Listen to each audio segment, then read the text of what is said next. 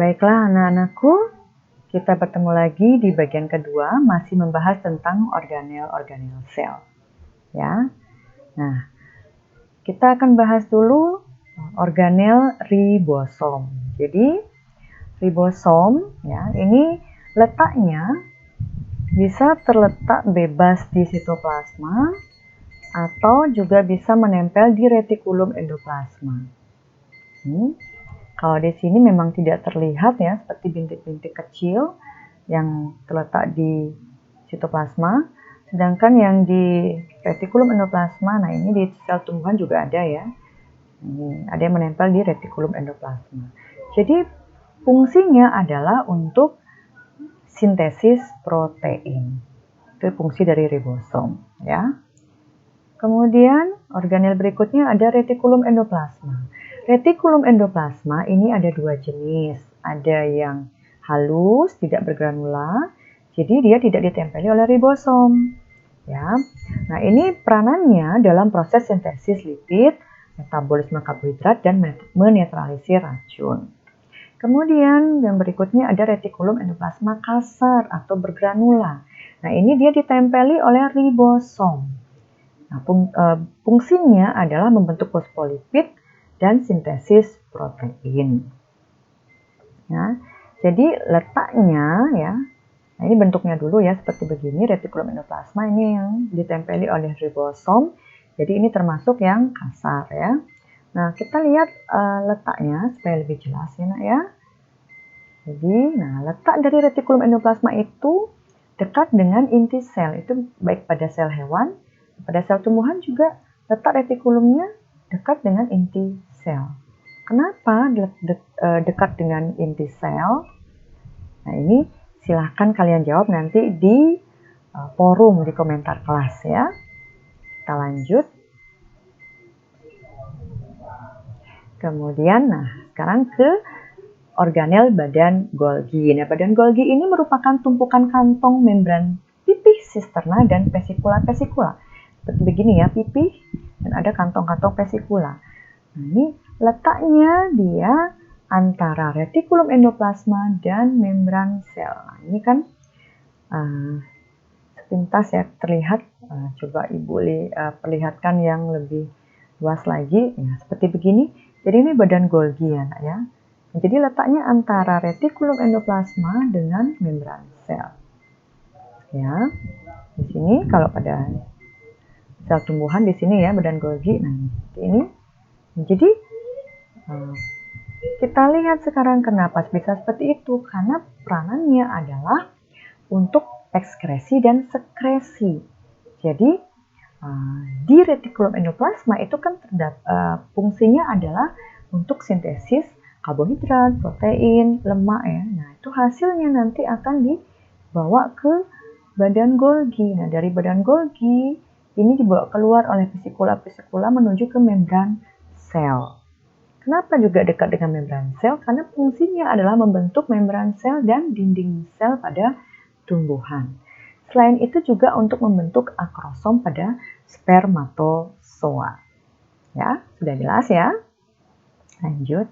Nah, sekarang kita lihat lisosom. Jadi, lisosom merupakan organel kecil berdiameter 0,1 mikrometer. Jadi, bentuknya seperti kantong vesikel yang diselubungi membran tunggal. Nah, ini dia berisi enzim hidrolitik yang fungsinya mencerna makromolekul. Jadi contohnya adalah enzim nuklease. Nah, fungsinya berperanan pada pencernaan intrasel. Kemudian berperanan pada proses fagositosis. Fagositosis itu adalah peristiwa menelan, mencerna partikel yang lebih kecil. Contohnya pada amoeba. Ya. Kemudian autofag, menelan dan mendaur ulang organel yang rusak. Jadi kalau ada organel-organel yang rusak, fungsi lisosom di sini berperanan sekali ya. Kemudian autolisis atau perusakan sel sendiri dengan cara membebaskan semua isi lisosom. Nah ini kita bisa lihat pada peristiwa hilangnya ekor katak pada saat metamorfosis ya. Jadi pada saat kecebong, nah si kecebong ini mempunyai ekor, dia bisa berenang kan. Tetapi setelah menjadi katak dewasa, ekornya itu menghilang. Nah, ekornya itu, sel-selnya itu diotolisis, dirusak sendiri oleh lisosom ini. Sudah jelas ya? Kita lanjut lagi. Nah, ini adalah peristiwa eksositosis dan endositosis di sini ya. Jadi di sini termasuk fungsi dari lisosom ya. Nah, kita lanjut ke peroksisom. Jadi peroksisom merupakan organel yang menyerupai kantong, berbentuk agak bulat, mengandung butiran kristal dan diselubungi oleh membran tunggal. Jadi dia mengandung enzim oksidase dan enzim katalase. Nah, fungsinya adalah penghasil enzim oksidase dan katalase, memecah asam lemak, dan juga menetralisir racun alkohol dan senyawa berbahaya lainnya.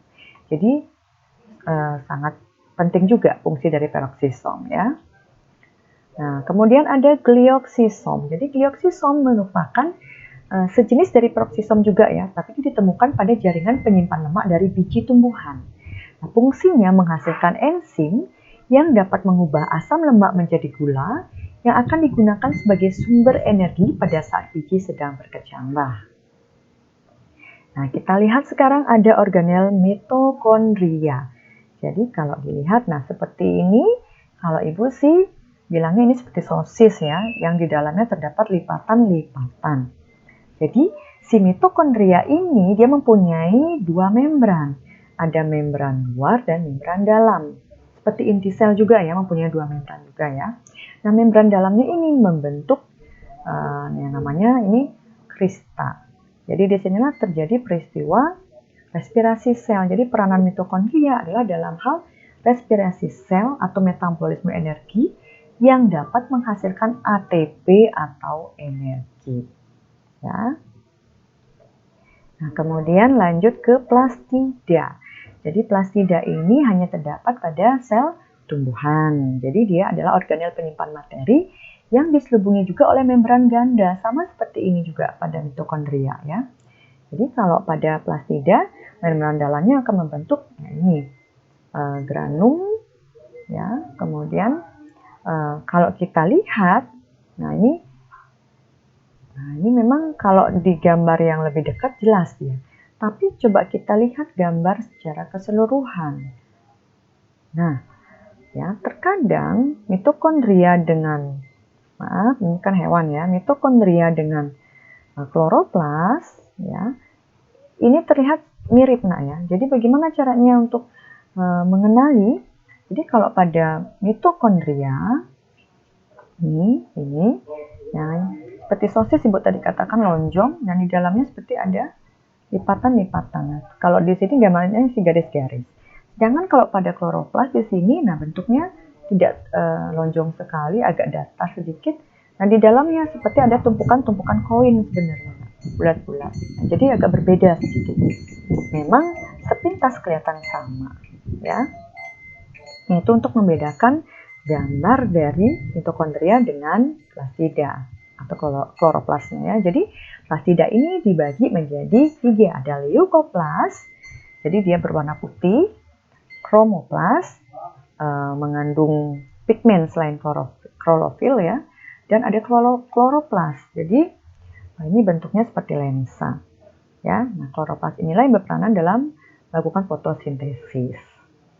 Nah, kita lanjut ke vakuola. Jadi vakuola ini kalau pada sel tumbuhan dia fungsinya menyimpan gas, menyimpan pigmen, kemudian menyimpan senyawa beracun, menyerap air, dan tempat pembuangan akumulasi produk sampingan.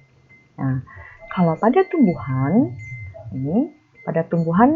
yang sudah cukup dewasa atau tua, vakuolanya akan besar. Kalau pada sel tumbuhan yang masih muda, vakuolanya kecil. Ya, jadi kenapa dia bisa membesar? Nah, ini bisa kalian jawab di forum ya, komentar kelas. Kenapa pada sel tumbuhan yang sudah dewasa atau sudah tua, vakuolanya membesar? Nah, kalau pada sel hewan, vakuolanya itu kecil. Dan ada dua ya nak ya. Ini kita bisa lihat contohnya pada Paramecium